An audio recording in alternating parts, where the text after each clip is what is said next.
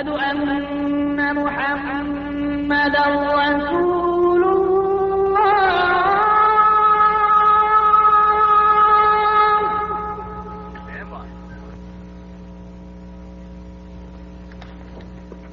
أشهد أن Assalamu alaikum, peace be unto you. We're back for another episode of Islam in Focus. We're glad you could join us. We're continuing with our series dealing with the sources of Islam. We have our fourth program today dealing with Quranic sciences. We'll be discussing or continuing our discussion of the Meccan and Medinian revelations. I'm your host, Hamid Rashid, and I have joining me on the program Dr. Jamal Badawi of St. Mary's University. Brother Jamal, assalamu alaikum. Wa alaikum assalam wa rahmatullah. We had a very interesting program last time when we began our discussion of the Meccan and Medinian revelations. I wonder if perhaps I could ask you just to quickly highlight what we touched on in that program. Surely. We continued, first of all, giving some examples about the importance of understanding the reasons for revelation in tying the various passages or various parts of the chapter in the Quran. And then we indicated that the fact that the verse may have a given reason for revelation does not mean that its rule apply only to that incident, but it is general in application. That is, it applies to any similar case regardless.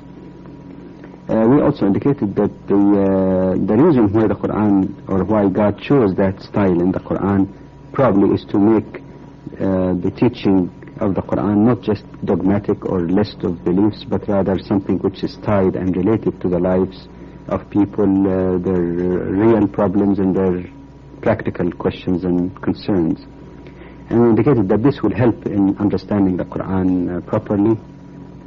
Then we started with the other aspect which is very much tied with the reasons for revelation, the distinction, as you said, between the Meccan and Medinian revelation. You indicated essentially that the Quran was revealed over 23 years in piecemeal, but that the first 13 years of revelation took place in Mecca, which was mainly a period of persecution of Muslims. The other 10 years were in Medina, where they began to establish an Islamic community. And we said that this is very helpful in understanding the gradual process of revelation.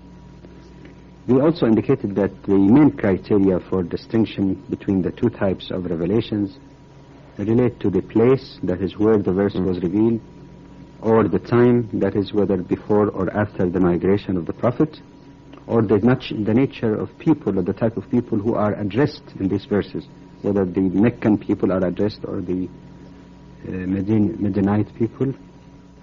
And then we indicated that while these three criteria may overlap and might perhaps be the same in some respects, but the most helpful perhaps is the subdivision by the time, that is prior to migration, yes, and after migration from Mecca to Medina.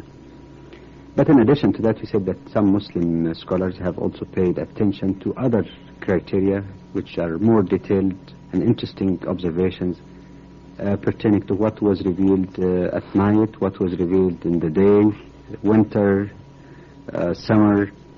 So they were really quite careful in trying to trace the various circumstances surrounding the revelation of any particular verse, which is very helpful in understanding the Quran.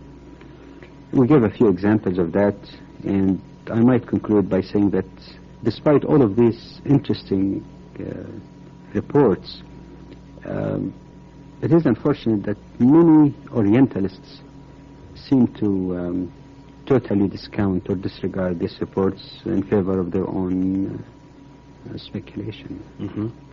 Well, if I could get you to comment on that point, an experiencing point, that in spite of the mass of evidence and the meticulous research and so on, as you say, the Orientalists still don't accept these reports related to the authenticity of the Quran. Why do you think that is? Well, if the problem was simply a concern for authenticity, yes, and verification, one would not blame them. In fact, Muslim scholars themselves were very, very meticulous about that, and they did not just accept any historical report without some verification, as indicated before, both examination of the narrator as well as the analysis of the story itself and whether there is any flaw in that story.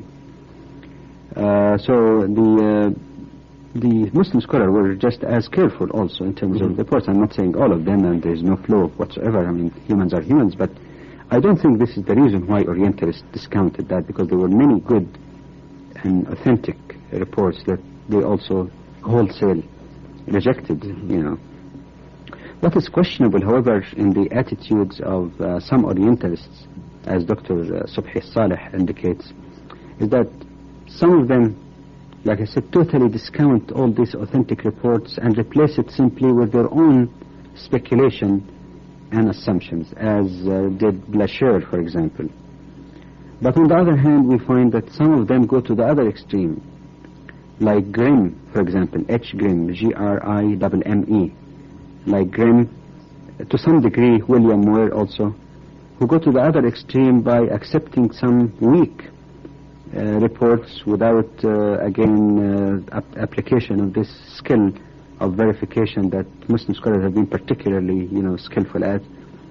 And again, base all kind of fantastic results on those weak or less authentic type of reports. So it's the problem of going to either extreme rather than being careful in explaining or verifying any report.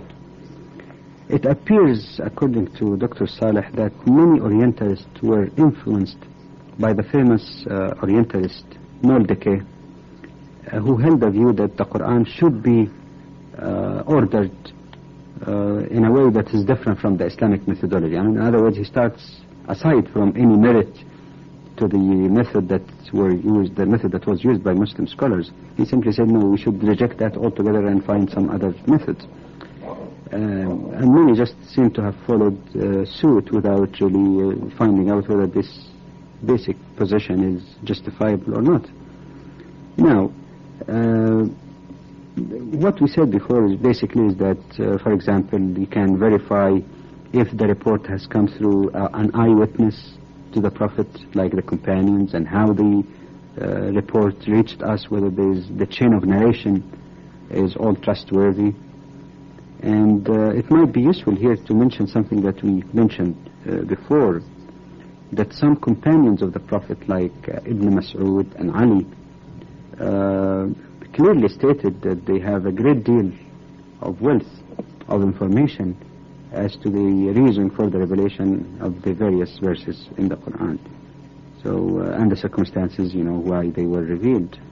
So, this is the problem actually with the Orientalists. It's not the verification aspect. I see. Well, does that mean that Muslim scholars were reluctant to express opinion or apply some judgment?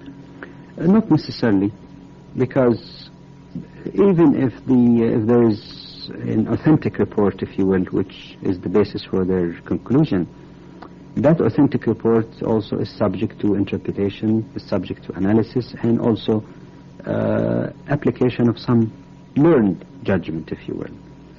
But that's different from saying, I'll discount, I don't care about any historical report, no matter how authentic, and I'll just replace that totally with judgment. So in other words, judgment is okay, opinion is fine, but expressed also within the proper context, without neglecting available documents. Because that would be just as deficient as jumping to conclusions on the basis of either weak evidence or just sheer speculation. And since both elements of judgment and analysis were included actually in the research done by Muslim scholars, we find that the most obvious manifestation of this judgmental and analytical freedom that they used is that we find that they differ in some issues pertaining to what is Meccan and Medinite type of revelation. Mind you, some of those differences might be possibly reconcilable, but that shows again that to use carefully authentic historical reports does not mean that you just take it blindly or you don't apply any judgment or analysis. Both are related. Well, could you give us some examples, perhaps, to illustrate this point about the kind of difference, the kind of differences that exist? Well,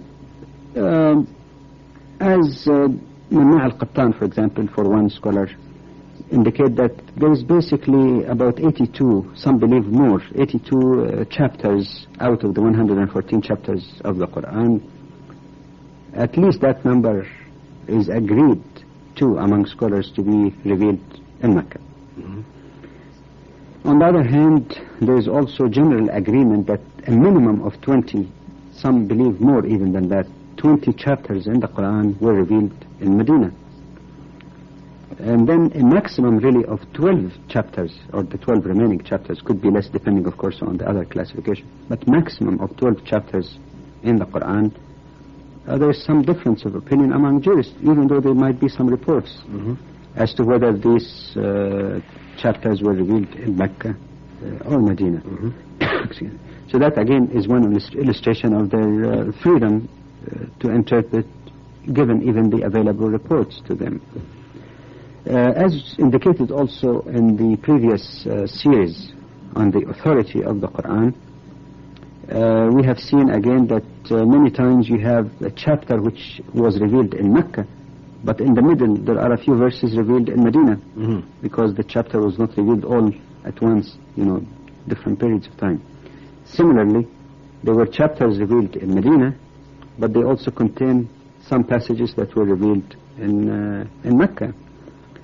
So as we mentioned before, the opinions about which verses were the different ones might be generally accepted, but it's not necessarily 100% agreement. And that again shows that judgment, analysis, difference of opinion also was used alongside with the available reports, but not in place of the reports. It could be a matter of interpretation, a matter of giving more weight to one report vis-a-vis the other.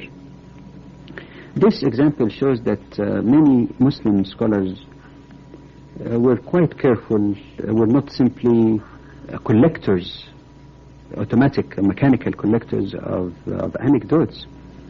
As far as the question of reconcilability, I mentioned also that some of the differences actually could be reconciled. It might get slightly technical, but I try to make it very simple, really. We mentioned, for example, before that the basis for subdivision of the Meccan and Medinite revelation could be either the time when it was revealed or the place where it was revealed. Many times they might be the same thing, at times they are not necessarily the same thing. So reconcilability here refers to the methodology used by different scholars. One scholar might divide it or classify strictly by the place of revelation, the other by the time. Yes. And obviously they will come up with different classification. Not because there is any major problem, but simply because the methodology of classification varies. But even if this is not the case, if it cannot be reconciled in that particular manner, we find that the difference could be really more of a semantical problem than a real, hard core type, a substantial type of difference. I'll give you an example of this. In both Bukhari and Muslim, they narrated through Aisha, the wife of the Prophet, that the first thing that was revealed was the beginning of chapter 96, Iqra, or recite. This is very, very widely accepted. There's hardly any difference in that. But again, to show the meticulous honesty of Muslim narrators passed down to the various centuries, we find that in the same reference even itself, Bukhari and Muslim, he gives also another story narrated through a companion of the Prophet by the name of Jabir ibn Abdullah. When somebody asked him what was the first to be revealed of the Quran, and he says it was chapter 74, that is not 96. Yes. But here again, the reconcilability is not really that difficult. Why? As Al-Qattan explains, maybe the question was about which chapter was revealed in full first. Yes. And that could be very reasonable because, as we said before, the chapter would not all be revealed in sequence. In other words, maybe chapter 96, and actually there are indications that chapter 96 was not all revealed in the same time. But the first few verses were revealed, and then other chapters were revealed, and then the completion of 96 which means that the first complete chapter that came in the middle is the first, but not the very first, the first complete chapter to be revealed of the Quran. There's no problem with this. Or it could be also that the question was understood by Jabir, or was intended by the one who questioned him to mean what was the first thing that was revealed after the initial period where revelation was not coming to the Prophet. Because again, historians say that the first revelation came to him, and then there was a period where there was no revelation, and then it resumed again. So maybe the question actually was about what is the first after this initial period. So if these things are examined carefully, many times, I'm not saying 100% of the cases, many of these apparent differences can easily be reconciled. Just one more example that might clear that issue also. Al-Qattan also mentioned, for example, that there have been difference of opinion as to which verse in the Quran was the very last to be revealed. And some refer to, and notice the numbers, to chapter 2, verse 278. Some refer to chapter 2, verse 281. Some refer to chapter 2, verse 282. And as he says, you talk about the same chapter, you talk about, a few verses which are very close to each other, which does not preclude the possibility that all of them actually were revealed at the same time. A whole section was revealed, but people, just to express what they understood, they might refer to one aspect of that group of passages. One would refer to this, but actually they're referring basically really to the same thing. But the basic point to be made here is that the very fact that you have this difference of opinion shows clearly there was no attempt, as some might allege, of trying to suppress any opinion, even if that opinion might not be well based, that there was this freedom of research and the scholarly study was open for all. Well, in this type of study, were there any yardsticks which perhaps could have helped in the classification of the Meccan and the Medinian revelations? Well, there are some basic criteria which, beyond even the verification of the reports, the narrators, and the story itself, that pertain to the subject matter and you might say, the orientation of both types of revelations, the one in Mecca and the one in Medina. Well, as indicated before, that the Meccan period was a period where Muslims were weak, they were few, they were constantly persecuted, they were hurt. So the emphasis in the revelation in that period was to help them persevere, tell them about patience, give them the hope that ultimately truth would prevail. There was no legislation at that time how to get into war, even with the unbelievers, because they were so few, they could not even engage in that kind of... So it was giving them the chance to inculcate the proper belief, faith in the Creator in their hearts, to remember the nature of revelation, the hereafter, the punishment and reward, which was useful both for them as well as in addressing the unbelievers. Because you notice also in the Meccan revelation that the chapters are normally short. They are very strong in their style, as if they are shaking those traditions that people have grown up with. It appears like they're strongly and powerfully shaking the ideas that has been predominant among people, awakening their conscience to the truth that has been concealed for too long. So this is one style. In addition to this general style, if you might say, of the Meccan revelation, we find that scholars also have spent a very great deal of time researching some of the other characteristics of that period. And you would be surprised about the accuracy and the meticulous research they did. For example, they noted that every chapter that includes a prostration, in some chapters of the Quran, when it talks about prostrating to God, there is a sign you find in the side of the Quran, which means that when you recite that verse, you should react to it physically, actually, by prostrating and bowing to the Creator. Yes. You know, that's known as sajda. Yes. They found that all of these are actually in Meccan period. Yes. Okay? They noted also that almost every surah that begins with all mankind instead of all believers, not necessarily all of them, but in the great majority of them, seem to be the basic character of the Meccan, of the Meccan revelation, because it addresses mankind, whereas in Medina you're addressing believers to teach them how to do their prayers and, you know, establish their community and so on.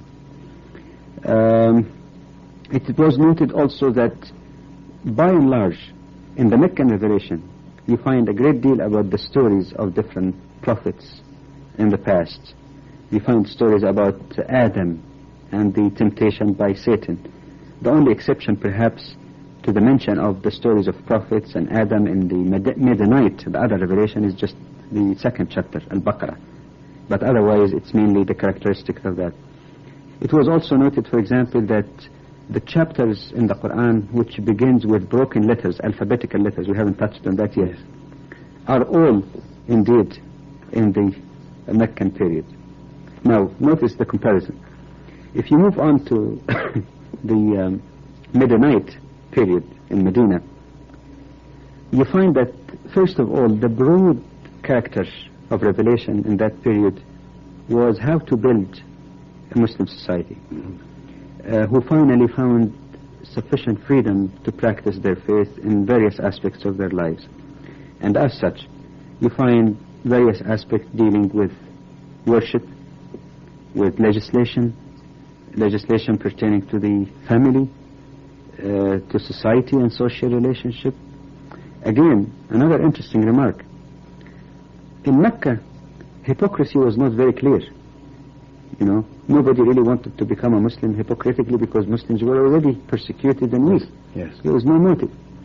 But now, as Muslims became more powerful and prominent in Medina, you find, excuse me, you find hypocrisy emerging, that some people just, you know, became Muslims because Muslims are powerful in Medina. And the Quran again discussed their designs and their attitudes. In Mecca, the population was mainly pagan. Yes. In Medina, you have people, so-called people of the book, who had been given scriptures before. And that's why you find that the Midianite revelation discusses various aspects of their belief and try to bring to their attention what was the true message given by previous prophets in the past, and try to bring them back to the pristine, immaculate monotheism that all of these prophets taught. That does not exist, you know, in that form in the Meccan period. You find, for example, that in the Midianite period, this was the time when Muslims were attacked, yes, by the pagans and by the other allies of the pagans. So you find that the law pertaining to war and peace and what to do with prisoners of wars and all of these were legislated, which was not really needed. And as such, you have here a basis not only to say that, yes, some reports say that this was Meccan revelation and this is Midianite, but by careful analysis of content, you can make sure, in many respects, in most cases really, that this could not be Meccan revelation. It talks about jihad, it talks about alms giving, or zakat, to be more accurate. Zakat was not really mentioned that much, at least in terms of payment of regular money to the needy in Mecca, because Muslims were weak and they were very poor. Yes. So it was out of place. Yes. That shows that it was Midianites. This is a sort of distinction which, again, as indicated earlier, would be very, very helpful in understanding the change and gradualness of legislation and reflection. Help us to reflect, actually, on the divine wisdom as to why revelation took those stages into account. Could I get you perhaps to comment a bit to illustrate this gradualness that you just mentioned in closing off your comment to the last question? Specific illustrations? Yes. Well, take for example the nature of the mission of the Prophet. Yes. On one hand, you find evidence, very early evidence in the Quran, that the Prophet was sent to the entire mankind. There's no question. For example, in Surah 81, which is in one of the early Meccan revelation, there is mention of that. But in terms of the methodology or stages of invitation, you find that the first revelation in chapter 96 was basically, you might say, prophethood news to the prophet, or indicating to him that God chose him, asking him to reflect or to read in the name of the Lord who taught. But it didn't say go and tell others or invite others. In the following stage, in chapter 74, you find that there is mention explicitly, the second stage, that it is not enough for you, O Muhammad, to realize that God chose you as a prophet, but you're also a messenger, because it says قُمْ فَأَنذِرْ, get up and then begin your struggle to convey the message of the Lord. And the same thing for chapter 73, deals with the same kind of invitation. In chapter 26, you find that it moved to clarify again who to invite. And it says, وَأَنذِرْ عَشِيرَتَكَ الْأَقْرَبِينَ, begin with your close kins, relatives. Why? Because of course these are the ones who know you best. Yes. And that's a logical beginning. In chapter 6, it talks about the Prophet being ordained to invite the people of Mecca in general and the township around it. In chapter 21, it talks about the Prophet being sent to the entire mankind. So you see the gradualness, the circle, the variety of expanding circle of invitation, even though, as indicated earlier, one of the earliest revelations say it's a common message of all the prophets. It's a universal message. Another aspect is that at the time when the Prophet came, they used to drink alcoholic status almost like fish. It's great wine lovers. Exactly. Wine lovers, very much so. They have lots of poems about it. And who have not been really possible to come all at once and say, all right, from now on, stop drinking. You need a period for detoxification. Yes. That's why, again, we find the Quran started first by telling them that, all right, even though they might feel there is benefit in drinking, there are harms, but the harms are more than the benefit. Second stage, it said don't come to the prayers while you're under the influence of intoxicant, which meant, as we might have indicated in some program some times ago, that since the Muslim prays 5 times every day and night, and these times are closed, like early morning, like dawn, noon, afternoon, sunset, and night prayers, the period is so short between prayers that if somebody really wants to get drunk, the only time you can drink is after the night prayer, so that you might be sober enough before the early morning prayer the following day. So that discouraged, and people got the message. They started reducing their intake, and then finally came the verse, of course, that irrevocably and totally, prohibited all kind of intoxicants. So this is another reflection again, that in the divine wisdom, it shows us a model, it shows us an example as to how could you, if you wanted to change a society, not just to come by shopping hands and heads and think that you're doing the best thing that could be done, or you're implementing the will of God. It shows us that you have to be considerate, you have to be careful, you have to be gradual in age. Of course, not in beliefs. Beliefs are not compromisable, but in matters of personal habits, in correction of evil in society, one has to be gradual and careful. Brother Jamal, another very interesting program. Unfortunately, we don't have time to continue our discussion today. We want to thank all of you, our viewers, for watching, and invite you back next week when we'll continue our discussion of Quranic sciences. Thank you for watching. Assalamu alaikum. Peace be on you.